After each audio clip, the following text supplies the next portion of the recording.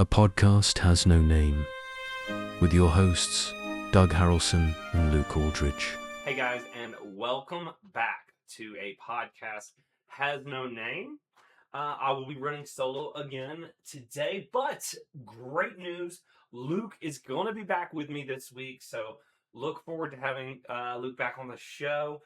Shay, thank you so much for the fill-in, and we'll definitely keep you as part of the show. We're still kind of figuring out the plans going forward. I haven't even got to speak to Luke yet since he's been available again. My work schedule and his have not exactly worked well together, but we got an episode to review, and I'm already running behind because of, once again, my poor time management skills.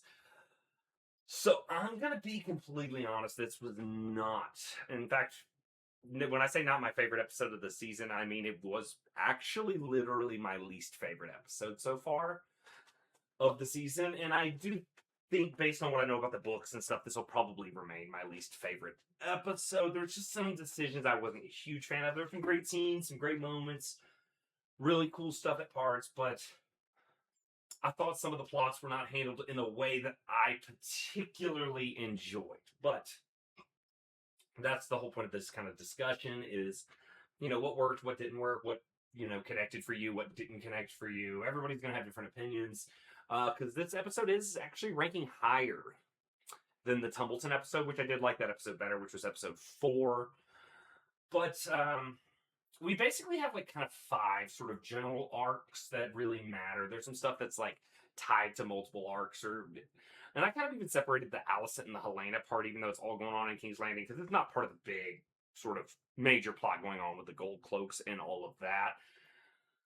So, I kind of want to start with the less important ones or less interesting ones at the very least. So let's go ahead and just start with the Harrenhal plots. It does feel like they're trying to do, so this is Aemon, Alice, and all them. It does feel like they're trying to not do what they did with Daemon, where they give us multiple episodes of him dreaming and stuff, but I almost feel like they overcorrected. I would have liked a little bit of Aemon dealing with the weird dreams and stuff that we got with Daemon, but it's fine. I think that they are, because of the negative backlash they received for Daemon's arc in season 2, I think that's one of the reasons they're kind of cutting back on that. I do like the way they did have Aemon complaining about not being loved by his mother as much as Aegon was, for them to then cut to Aegon making the same complaint about Aemon. And it was and we see him very vulnerable, because without Vhagar he doesn't feel like, in fact he even says he's nothing, and it does give you flashbacks to season 1 Aemon without a dragon until he is able to claim Vhagar, and that's where a lot of his confidence comes from. But I think he should also be confident in the fact that he's a sword fighter. Alice hit us up with some great Harrenhal history about the blood of the slaves being put into the brick and mortar of Harrenhal itself. Harren the Black and his arrogance creating the castle. Really cool stuff. We like when they give us the old lore. That's always good. There was so the first set of bounty hunters, she gets to go away with some creepy witchy vibes, where she gets the bats to attack. And that was cool. That was super cool. I was like, okay, Alice is kind of... The next ones that climb up the side of the building, what I didn't understand was just why none of the others had directly tried to assault her. Because until Aemon showed up, she didn't really seem to have a plan. And the look in her eyes when he rescues her is one of relief, as if she was really in danger there, which... She seemed so confident that it felt like she had better control of the situation, but then in this scene, not as much. So that felt a little inconsistent and sloppy to me. I don't know. I hold everything in the Game of Thrones universe to a uniquely high standard, but that's only because the original Game of Thrones was so good. I expect a certain level of consistency and stuff. We also still have Aemon struggling with the Oedipus complex, where he calls Alice mother. So she has him kind of right where she wants him, I believe, because this does feel like her way to make her next move. or maybe she genuinely falls in love with him. We will find out more soon. We'll talk more about Harrenhal at other times, and I'm sure like we're gonna get more of this Aemon plot over time, especially in season 4. This brings us on to now. I could probably do that Aegon and Larys one next, but I'm actually going to go with the Alicent and Helena one because Aegon and Larys is my favorite thing in the world, so I really want to give myself time to expand on that a little bit more. Or while giving the moon tea to Alicent and basically saying, "Hey, I'm doing you this favor this one time, but after this, like I have to serve the queen because." The Maester, I believe I mentioned this last week, the Maester is always called to serve whoever the ruler is of a castle, a monarch, or anything like that. So in this case, if he is going to honor his Maester's chains, he has to serve, or his Maester's robe, chains, whatever you want to like say is his thing. But if he wants to honor his obligation as a Maester, he has to do what's in the best interest of Rhaenyra, and secretly giving Alicent moon tea without informing her is maybe a little bit against the queen's best interest. Now, Mysaria, it looks like already has pretty good control of all the servants in the castle and whatnot, which kind of is a flashback to episode 2, where Rhaenyra said, "Get rid of anyone that's loyal to the High Towers. We want only ones that are loyal to us to be running the castle." We get we get Alicent also then trying to obviously get Helena to take said moon tea, and she doesn't. Mysaria confronts her, and Alicent gives like a very, very shallow and very weak lie that I don't even think Mysaria bought right then, but when she catches them try to escape later, the gig is fully up, and she makes a nice little like call out. Is he noble, lowborn, perhaps both? Making a very sort of targeted statement towards Criston Cole being Alicent's lover in a post-Viserys world. I've heard other shows talk about this and stuff, or other like YouTube channels and stuff. Mysaria's like knowledge base feels a little inconsistent at times because while she's able to very quickly diagnose all of this, she doesn't seem to have a grip on what's going on with like the entire major plot of like the assassination of Goldcloaks and stuff, which is a little weird because you would think that would be kind of her area of expertise. I also kind of have like a small problem with the ending of the episode. Just feels like manufactured drama with Alicent and Helena getting stuck in the wall because they're just like in the trailer for the next episode. So obviously like they didn't stay stuck in there, but it feels very manufactured and almost a little silly. I mean, maybe Rhaenyra's going to be like really grumpy with them for trying to sneak out. How dare you? Like, so I wasn't super enthralled by this sort of arc. I do actually like what they're doing with the Helena. A lot of people have mixed opinions on Helena being.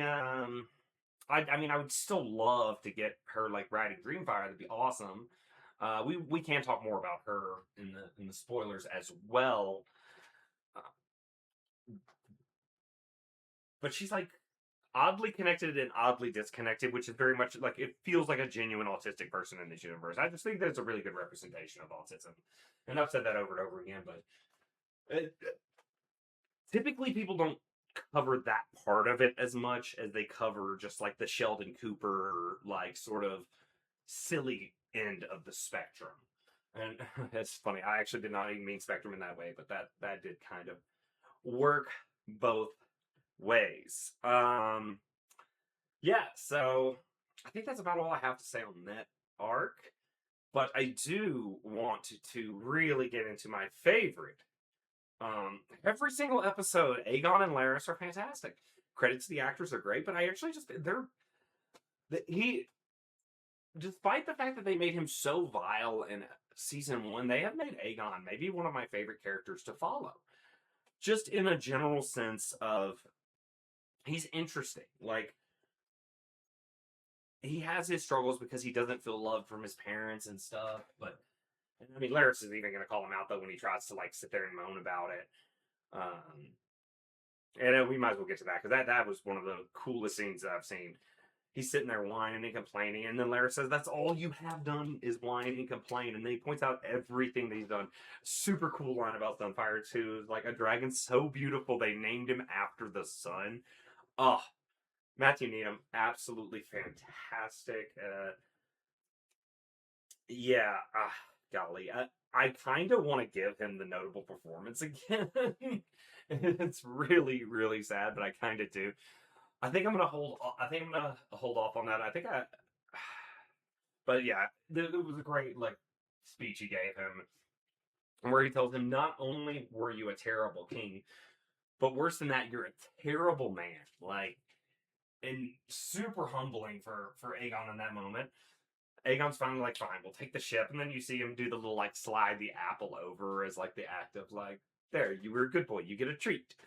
Like, training him the way you would train your dog, or the way I would train this little guy over here as I pet my kitty cat's forehead, Dracarys. And now he goes to sleep. He's like Cyrax. He's got to get his naps in. But of all people, then we get Tywin Lannister to show back up, which I had mentioned there after our first episode review that he was not going to be gone for good. We would get more of Tywin Lannister, and the reaction from Larys, where he's just like, "Oh, seven hells, who's this?" But they sit there arguing over what's like the best sort of course of action. But they're doing it kind of loudly, and like, I thought this was smart, because they have the camp leader then just being attentive, like, okay, something is different with these guys, and then all of a sudden he checks the bag and he finds the crown, and he's like, "Oh, it was Gregor, right?" And we did kind of see coming that when Aegon got a chance at revenge, this was going to be one of the first people he went towards for making him kiss his shit-covered boots. And "you'll address me as your grace" line, or "you'll call me your grace," I forget exactly the quote there. Super poetic as he stabs him with his own knife. I did hear an interesting one from another YouTube channel where they were saying they thought that he was going to get like they thought he was going to get stabbed with Sunfire's scale, which that would have been kind of cool. There's a lot of cool implications you could do there. Yeah, it was the scenes were short, but I mean, maybe that's the thing I do like about the Aegon and Larys plot. It doesn't overstay its welcome. Now, we have heard rumors of like an episode similar to episode 3, the way it followed Rhaenyra, a similar episode following Aegon in particular. I don't know when they're going to squeeze that, kind of based on the way I see the last few episodes playing out, but could be a really interesting episode. We'll see how this plot develops, but we first got to assess the fact that the camp leader is now dead, and we don't know if that's going to blow their cover or if they're going to have to move away from Rook's Rest. Definitely looking forward to seeing what happens in the next episode with that. All right, so the two main sort of arcs that we need to get into. All right, and this is the one where I'm going to have the biggest complaints by far, is the whole like Riverlands and Cole's army sort of plot. So first off, I loved the opening scene where we get Roddy the Ruin with with young Oscar Tully. And Oscar Tully's grown up fast. He's growing up on us. I love it. It's great. He but him and Roddy the Ruin both agree that it is time to put an end to Cole's guerrilla tactics, slowing them down the whole way. So they're like, you know what? We're going to send some of the wolves, or some of the winter wolves ahead, and we're going to pull. But right when that happens, another one of their captains or leaders, I'm not sure who it was, gets stabbed, and they start burning down the camps and stuff. And you get this moment of Gwaine and because right before that you hear telling them saying that they're the next bridge is the Stony Sept or whatever, and or Stony Hill, I believe, Stony Hill. And so after Cole, or as Cole and Gwaine are burning it down, they're like, "Oh, well, that's the next place they're heading." And it's continuing where in the last episode I thought Cole was getting interesting. I thought Cole was getting really interesting, because he's no longer just depressed. He's like avoiding the dragons, but still contributing to winning the war in a very unique way. It's super cool. Gwaine is on board with it. Like, despite the fact that Gwaine has like been at odds with Cole at different points. Like after their conversation at Harrenhal, and then the beginning of this episode, I'm like, oh my goodness, this is like, is Kristen Cole an interesting character? It's taken 3 seasons, but I was really starting to enjoy his arc and stuff as they finally get to or as they're going ahead. They're traveling through the forest, and all their horses drop dead from the crow's feet, which I'm not sure I've heard of that term in any other war or anything before, but it seems like it's super cool, like sort of military concept as a way to like disable an army from using horses and stuff, which will slow them down tremendously. So then Gwaine at this point also wants to give up, but Cole's like, no, we'll just like take shortcuts on foot, or we'll just we'll avoid the main road and we'll go on foot. And they're kind of going through it. It's rough, it's gritty, it's earthy. And you see Gwaine as he's pulling a leech out. The memes all week when those images of him in the mud there was him not being about that life sort of thing. And I don't think I blame him. That does not look like a lot of fun. When they finally do get to the bridge, they realize that the Riverman army have beaten them there, crossed the bridge, and burned it. Gwaine is like, okay, that is the end of this campaign. But he's even talking to him afterwards. He's like, dude, like, we actually did a pretty good job. Like, and we're going to get to go home. Like, maybe this is as good as it could have been. But Cole's like, no, we're going to, like, and then this is where you kind of realize, and Gwaine also kind of realizes, and this was possibly the other notable performances, or actually, yeah, let's just go ahead and call. I do not know the actor that plays Gwaine Hightower. I will have to get that up for you guys at some point. But the actor that plays Gwaine Hightower I thought was really good in this episode, because you just see, like, early in the episode, he's like really chummy with Cole, talking about bringing him to Hightower. He's joyful, but you just see the joy leave his eyes as he realizes that Cole is on a complete suicide mission. And because he was even asking him to be his, effectively be his household guard, which I'm not really sure you could do that with a King's Guard. I think that is a life-serving sentence. You don't leave the King's Guard. One does not simply leave the King's Guard. But when you see it, like, what's the line he says? Was this your plan or this was your plan all along? And he realizes that, and during the final, like, sort of monologue of Kristen Cole that it voices over as they're cutting back and forth to a bunch of other scenes and stuff. Gwaine is like, dude, like, we're leaving. We're not going to go die with you guys. So good luck, though. But really cool speech though from Cole there. I'm still not happy with how they kind of, I thought, ruined his arc. I finally was starting to enjoy his arc, and then they just completely undid it in the second half of this episode. This is how I felt about this episode. The first half of the episode, I was enjoying all the arcs and stuff, and then just between the Alice not having a plan for that second set of AIM and bounty hunters, and then Cole just going back to being depressed again after seeming to have made some, like, character development and change. Like in episode 4, when he drops the line, we must cling, or he drops Gwaine's line on him, we must cling to our honor lest we become beast ourselves. I was like, cool, Cole is interesting. And it feels like they kind of undid a little bit of that, and then and even the Helena and Allison thing, before they get, like, trapped at the end, it's just, this episode did a lot of things right, and I still even think the ending part, we'll get more into the King's Landing plot, was cool. I don't think this was terrible. I don't think it was terrible. I think it just, like, I like it better than the last episode of last season, but I do think if I were to rank episodes at the end of the season, I think there's a very, very, very good chance that this is going to be ranked 8 of 8 for me. I'm sorry. That's just how I feel. It looks like I'm IMBD. It's actually ranking higher, though, than the Tumbleton episode. I may have mentioned that in the intro. But, yeah, just,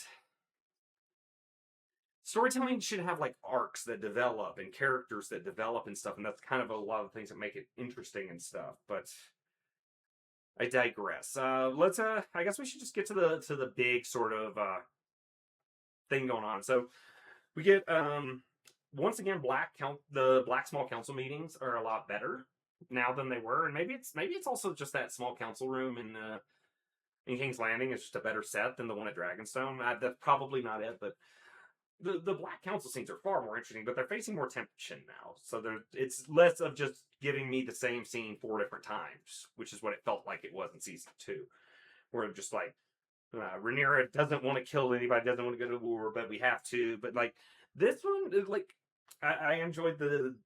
They also resolved the because me and Shay were very confused about how Rhaenyra's offering Harrenhal, even though Jace had already given up Harrenhal, and it looks like they kind of accounted for that already. So we thought it was maybe just some sloppy filmmaking, but no, they have the phrase very angry about it, but they'll take the position on the small council. Like, and I do think that Rhaenyra's kind of in the wrong here for like not honoring her son's oath here, and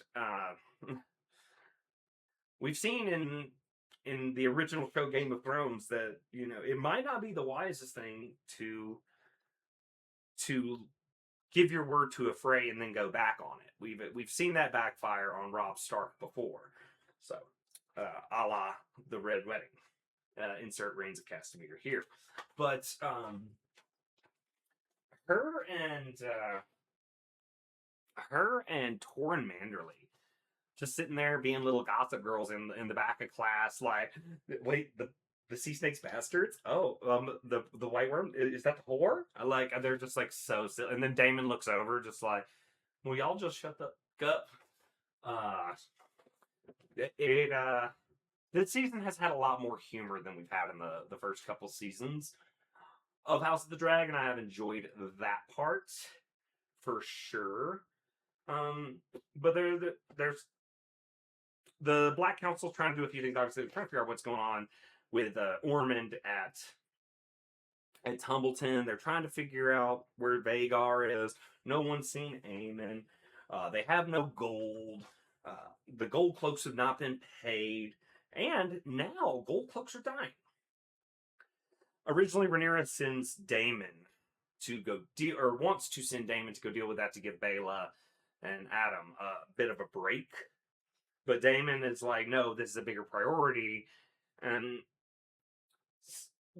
I've heard, the mixed opinions of like, is it because he's sexist that he thinks he knows more than her? And I don't think it's that he's sexist to think that he knows more than her. I think he's shown that he's okay with a woman monarch. I think it's because he's Daemon Targaryen, he thinks he knows better than everybody.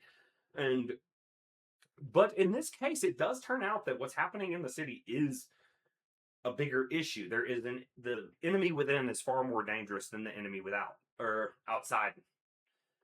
But they interrogate the guy.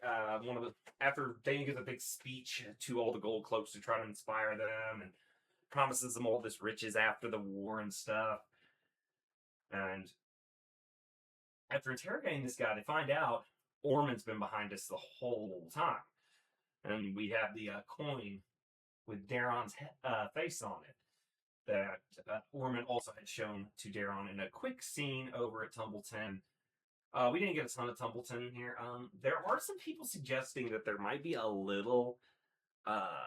I'll wait till the spoiler section if I remember to talk about that a little bit more. But yeah, though they're doing a good job with Ormond and Daemon. I'm finding them to be very interesting at the very least. Like and perhaps it's also the acting.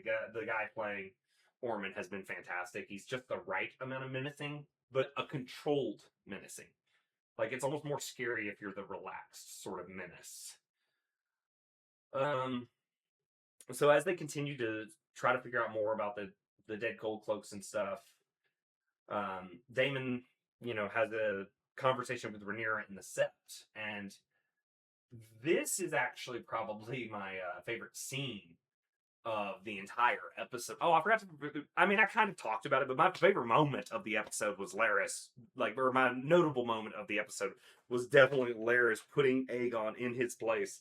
That speech was riveting, but I digress. Sorry, let's continue with where we were now. The scene with Daemon and Rhaenyra speaking in nothing but High Valyrian because they see someone and they don't want this person to know what they're talking about. But how well the actors are not only making the language sound beautiful, but also conveying the emotional tone with their voice, with their faces. I mean, that's just a really difficult sort of. I'm trying to imagine doing that as an actor, and that sounds really, really, really difficult. If I'm honest with you, fantastic scene, fantastic scene. Uh, and that I actually got that a little bit out of sequence with the finding the coin and the speech. The step scene actually happened before um, the speech and the finding of the coin, but Damon, when he finds the coin, tosses it down at Rhaenyra while she's like working on trying to figure out how to rebuild the fleet with Alan. And Damon, it's like we should have burned them when we had the chance. Very frustrated, annoyed, but they continue on. Oh, sorry, this is a lot harder to do by myself. My mouth gets a little dry when I'm just talking, so I've had to rehydrate a bit. But this kind of brings us to the big final scene of the episode. And it's part of that same Kristen Cole monologue going on. That also cuts over Alicent and Helena's attempted escape. Damon comes into the barracks of the Gold Cloaks and sees everything's all ransacked. And he's like, okay, what the heck is going on? And as he's doing that, though, you see something you rarely see from Damon. You see, like, fear and, like, concern. He doesn't really know what's going on. And he finds an almost Last Supper-esque image of a whole bunch of Gold Cloaks with all their entrails just laying on the table. And during Cole's little monologue, he's mentioning each of the seven and how they're going to help him in the battle and talking about the Riverlands plot. But the line where he says, and the stranger gives us rest, right as Ramin Djawadi's music stops, and Damon is just sit there seeing his friend and Luther Largent dead at this table with "Feast for Traitors" written over the top. They did nail that part. Like that was really cool. Luther Largent isn't dead at this stage in the books. He does not survive the war, but I don't consider this a spoiler anymore because the man is dead, and I don't think we can even do the like, oh, no body, no death sort of thing that you hear, like, because Tywin Lannister got knocked into the drink, so to speak, and here we got him back this episode. I don't think that's going to happen with Luther Largent. I think that is R.I.P.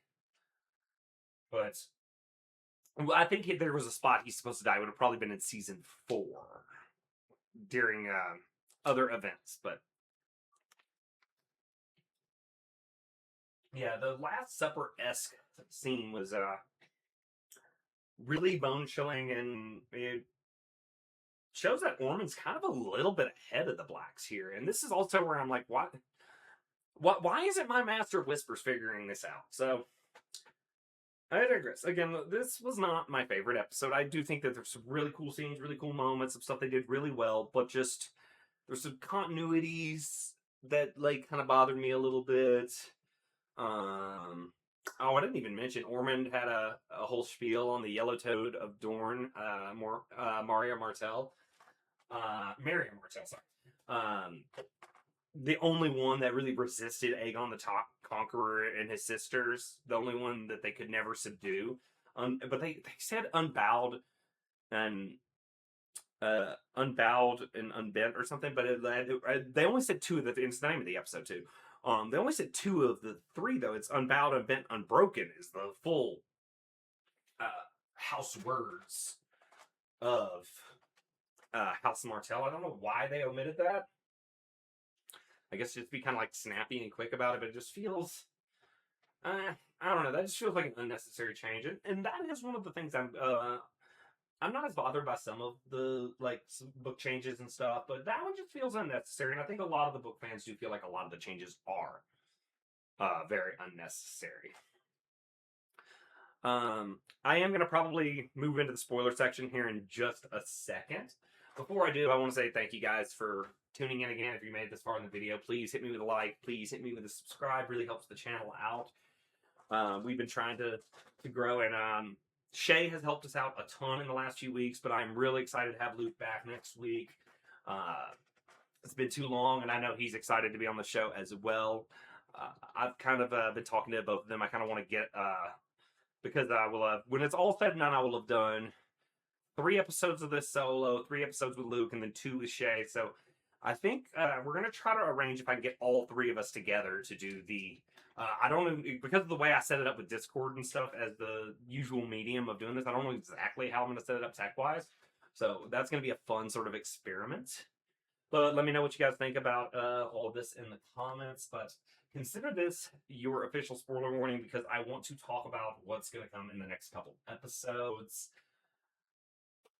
All right, I think they're going to stop skipping battles, because I think this next one they're going to have to show, because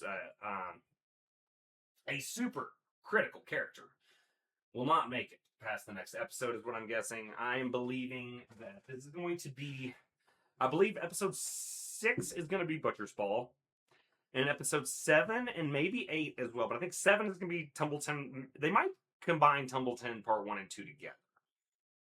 We will see. If they do, that means we're about to watch an absolute bloodbath of deaths in the next couple of episodes. Because, I mean, that's Daron, Ormond, or obviously Cole during Butcher's Ball. So Cole, Daron, Ormond, Roddy the Ruin, Adam Valarian, or Adam of Hull, Hugh the Hammer, Ulf the Wild. Like, I mean, we could be getting like double-digit deaths in these last like 3 episodes. So this is kind of weird with the pacing, though, just because, like, it feels like season 3 is a 6-episode season because the first 2 episodes belonged in last season. I don't know. I just don't think this is enough episodes to tell the story as well as I would like them to. And I think that that's one of the things that's continued to be a thorn in House of the Dragon's side. Like, and I know everyone's like, well, Night of the Seven Kingdoms only had 6 episodes. Great. But it's like, but that's a different story. And not all stories can be kind of told in the same way. And I do feel like HBO's been shooting themselves in the foot with these, with the decisions to get rid of the 10-episode seasons and to have only 8 episodes. It doesn't feel right. I mentioned a Helena thing. So Helena near the window. I know all those book readers were just like, is she just gonna literally be in the background and then just jump out the window? Is that about to be what happens? So I don't know. Are they gonna have her? Because we've seen the trailers though where she has the birth. So like, you know, at first we didn't know if that was true or whatnot. So I don't know how they're gonna like close out her arc in the next couple episodes, or if they're gonna have her. I'm not sure if she dies this season or next season, to be honest. Because her death was a reaction to what happened to Maelor, but Maelor is, I guess in her stomach right now. I mean, I don't know. I don't think that what they're giving us is a bad television product, but I do have no clue where they're going with some of this. And let me scroll through my notes. I think there was another thing I wanted to mention that I came up with when I was actually just recording. Let's see if I can get that. I don't know if I can get there, but I mean, like, well, the other thing, Wayne Hightower's also supposed to be dead. I wonder if they're just gonna have him like heroically decide to join Cole and have him die at the Butcher's Ball, or have him killed on the way back, or I don't know, or are they just gonna like just have him exit screen? I have no clue. It's becoming more and more the case where reading the book doesn't actually give me sort of any advantage of what's coming next. But we will see. I am sorry again for the late episode, you guys. With Luke back this week, and the way my schedule works this week, I should very easily be able to actually get us a normal Wednesday release, as I've been trying to do all season. And then me and Luke are gonna have conversations about what we want to do once we get to the show off season, and what we're gonna do in between Hot D season 3 and A Night of the Seven Kingdoms season 2. I will once again say thank you guys so much for coming to the show and joining in. I changed my audio back again. Let me know if it's got any problems, any discrepancies. There's always like sort of one of Luke's friends described it as a T-Pain sort of auto-tune-esque situation. I hope that is no longer the case, but if it is, I'll probably notice it during editing and be cringing the whole time, but still ship the episode.